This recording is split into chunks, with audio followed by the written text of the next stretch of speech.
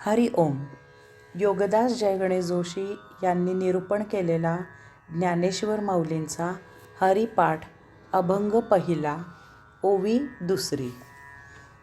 हरिमुखे म्हणा, हरिमुखे म्हणा, हरिमुखे म्हणा, हरिमुखे म्हणा, पुण्याची गणना कोण करी, पुण्याची गणना कोण करी. हरिपाठाच्या 27 अभंगांपैकी हा पहिलाच अभंग आहे. पहिल्या अभंगाच्या पहिल्याच ओळीत श्री ज्ञानेश्वर माऊलींनी नरदेहाचा मुक्ती प्राप्त होणे हा अंतिम उद्देश सांगितला आहे. आत्ममुक्ती हाच नरदेहाचा एकमेवाद्वितीय हेतू असतो. हा क्षण प्राप्त व्हावा यासाठीच जन्ममरणाचे फेरे घ्यायचे असतात, कारण हा क्षण प्राप्त होण्याला अन्य पर्याय नाही. प्रत्येक सजीवाला केव्हा ना केव्हा तरी हा क्षण प्राप्त करावाच लागतो. एरवी त्याचे जन्ममरणाचे फेरे संपुष्टात येत नाहीत. त्यासाठी श्री ज्ञानेश्वर माऊलींनी देवाची या द्वारी क्षणभर उभे राहायला सांगितले आहे. देवाच्या द्वारी एक क्षण दर्शन घ्यायला जाण्यापासून सुरुवात करावी, म्हणजे हळूहळू त्याची गोडी लागते आणि ती वाढत जाते. मग तो क्षण प्राप्त होण्यासाठी देवाकडे नित्य जाणे होत राहते. आता या दुसऱ्या ओवीत श्री ज्ञानेश्वर माऊली हा दिव्य क्षण प्राप्त होण्यासाठी करायची साधना सांगत आहेत. तो साक्षात्कारी दिव्य क्षण प्राप्त होण्यासाठी सतत मुखाने हरिनाम घेत असावे, असे श्री ज्ञानेश्वर माऊली सांगत आहेत. हरिमुखे म्हणा, हरिमुखे म्हणा, असा अगदी साधा सरळ सोपा मार्ग ते सांगत आहेत. मुखाने हरिनाम घेत असावे. कसलेही सोपस्कार नसलेला, शास्त्र आणि नियम यांचे जंजाळ नसलेला, सहज आचरणात आणता येण्यासारखा असा हा नामस्मरणाचा मार्ग आहे. हरिपाठाचे हरिमुखे म्हणा, हरिमुखे म्हणा हेच सार आहे. वारकरी हरिपाठ नित्य नियमित म्हणतात. त्यावेळी प्रत्येक अभंगानंतर ते हरिमुखे म्हणा, हरिमुखे म्हणा असा जयघोष करतात. हरिमुखे म्हणा, हरिमुखे म्हणा.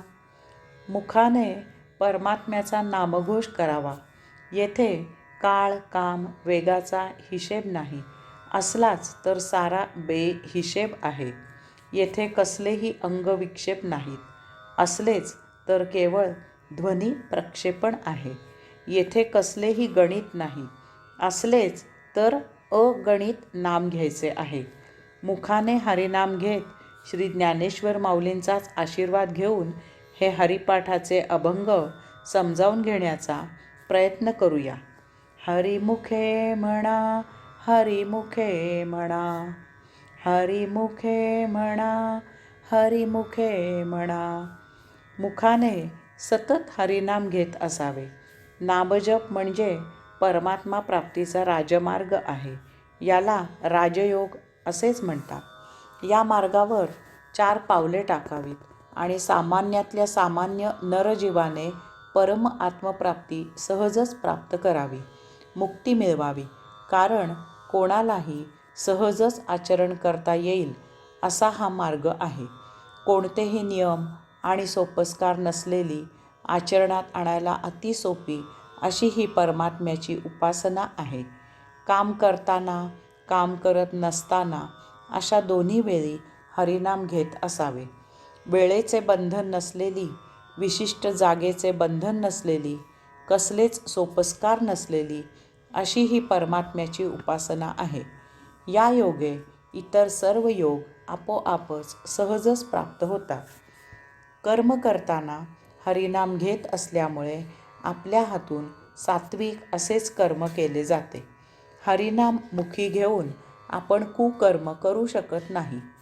कर्म करताना आपण प्रभूचे काम प्रभूसाठी करत आहोत ही भावना जोपासली जाते. त्यामुळे कर्माच्या मोबदल्यापेक्षा कर्म उत्तम प्रकारे करण्याकडे लक्ष राहते. प्रभू आपल्याला जीवित ठेवण्यासाठी योग्य ते देईल, आपल्या संचित भोगमुक्तीसाठी योग्य ते करील, हीच भावना समाधान आणि शुद्ध आनंद देते. कर्माचा मोबदला प्रभूचा प्रसाद म्हणून आपण स्वीकारतो. अशा प्रकारे आपल्याकडून कर्मयोग घडतो. नामस्मरणाने परमात्म्याची भक्ती क्षणाक्षणाला वृद्धिंगत होत जाते. यामधून परमात्म्यावरील श्रद्धा दृढ होते, परमात्म्यावरील प्रेम वाढत जाते. या योगे भक्तियोग आणि प्रेमयोग साध्य होतो. असीम श्रद्धेने नामजप करत असताना आपल्या शरीरात योग ऊर्जा प्रज्वलित होत असते. त्या योगे सप्तचक्र प्रज्वलित होत असतात, कुंडलिनी जागृत होते. आपण ध्यान समाधीच्या भावविश्वात प्रवेश करतो, ध्यानयोग साध्य होतो. एक क्षण असा येतो की आपल्याला ते दिव्य दर्शन घडते. ते दर्शन घडते, साक्षात्कार झाला की प्रज्ञा प्राप्त होते, आपल्याला आत्मज्ञान होते. आत्मज्ञान झाल्यावर आता काही जाणायचे शिल्लक राहत नाही, आपल्याला ज्ञानयोग प्राप्त होतो. मुखाने हरिनाम घेत असावे असे सांगून झाल्यावर याच ओळीत श्री ज्ञानेश्वर माऊली पुढे सांगतात की मुखाने हरिनाम घेत असल्यावर पुण्याची गणना कोण करी. या ओळीचा येथे एक वेगळाच अर्थ ध्वनित होतो आणि चुकीने या ओळीचा तोच अर्थ घेतला जातो. त्यामुळे मुखाने हरिनाम घेतल्यावर ते नाम घेणाऱ्याला भरपूर अमोज अगणित अनंत पुण्य मिळते अशी समजूत करून घेतली जाते. या अशा चुकीच्या अर्थामुळे हरिनाम घेणाऱ्याला चुकीचा संदेश दिला जातो की बाबा रे, मुखाने हरिनाम घे, भरपूर पुण्य साचव आणि त्याचा यथेच्छ उपभोग घे. जणू काही हरिनाम त्यासाठीच, पुण्य मिळवण्यासाठीच, स्वर्गभोग घेण्यासाठीच घ्यायचे असते. श्री ज्ञानेश्वर माऊली योगियांचा राजा होते. ते अशा प्रकारे पुण्य मिळवायला, पुण्य संचय करायला सांगणार नाहीत. योगीजन जसे स्वतः पापापासून दूर राहतात आणि इतरांनाही परावृत्त करतात, तसेच ते पुण्यापासूनही स्वतः दूर राहतात आणि इतरांनाही परावृत्त करतात. कारण पाप आणि पुण्य दोन्हीही सारखीच विष आहेत. पाप आणि पुण्य दोन्हीही मुक्तीच्या मार्गातील, परमात्मा प्राप्तीच्या मार्गातील काटे आहेत. जसे पाप केल्याने भोग निर्माण होतात, तसेच पुण्य केल्यानेही भोग निर्माण होतात. भोग निर्माण झाले की ते उपभोगूनच संपवावे लागतात, त्याला अन्य पर्याय नाही. त्यामुळे पापामुळे जसा मनुष्य जन्ममरणाच्या फेऱ्यात अडकतो, तसाच तो पुण्यामुळेही जन्ममरणाच्या फेऱ्यात अडकतो. पाप आणि पुण्य यामधील फरक एवढाच आहे की पापापासून निर्माण झालेले भोग उपभोगताना दुःख, यातना, पीडा, कष्ट होतात, परंतु पुण्यापासून निर्माण होणारे भोग उपभोगताना आराम मिळतो, सौख्य मिळते. पापाचे भोग असह्य असतात, तर पुण्याचे भोग सह्य किंवा सुसह्य असतात. परंतु याचा अर्थ असा नव्हे की पुण्य करा, पुण्य साचवा आणि त्याचे सुसह्य सौख्य देणारे भोग उपभोगा.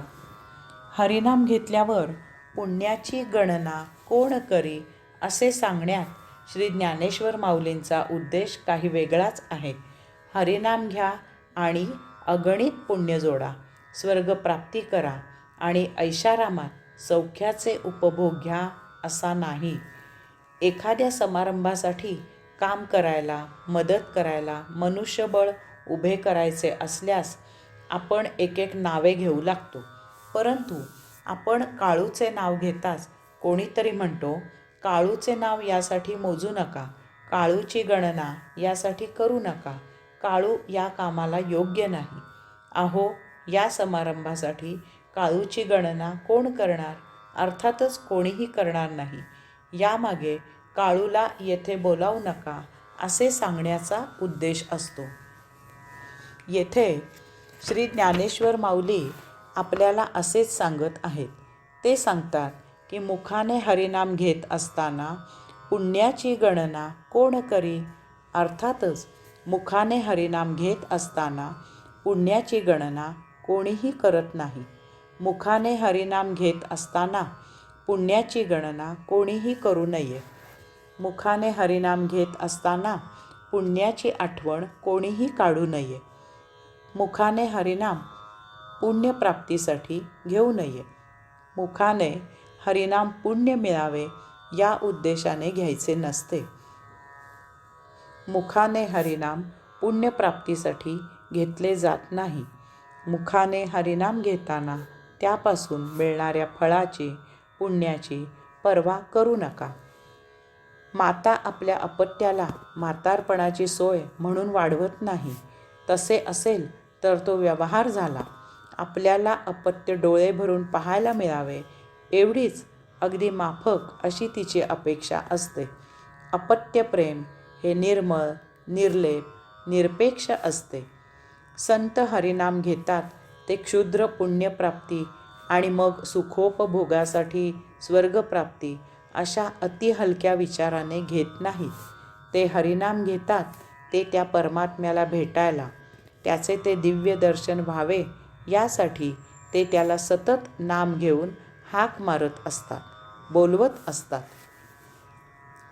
श्रीहरीचे नाम घेऊन पुण्याची गणना, अपेक्षा, इच्छा का करायची नाही याचे गुह्य कारण मोठे विलक्षण आहे.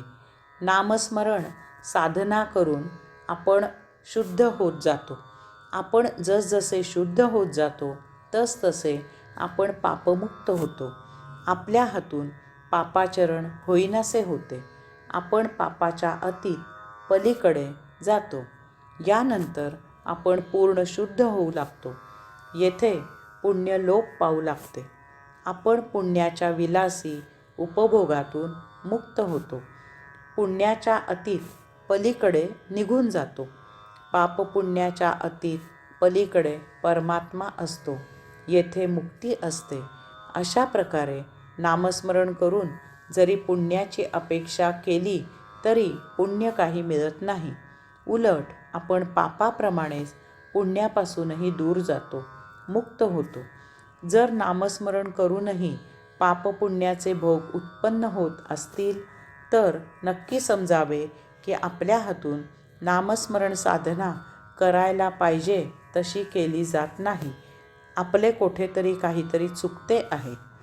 यास्तव श्री ज्ञानेश्वर माऊली सांगतात, पुण्याकडे लक्ष न देता, पुण्याची मोजदाद न करता, पुण्याची अपेक्षा न करता मुक्तीसाठी मुखाने हरिनाम घ्या. हरि ओम.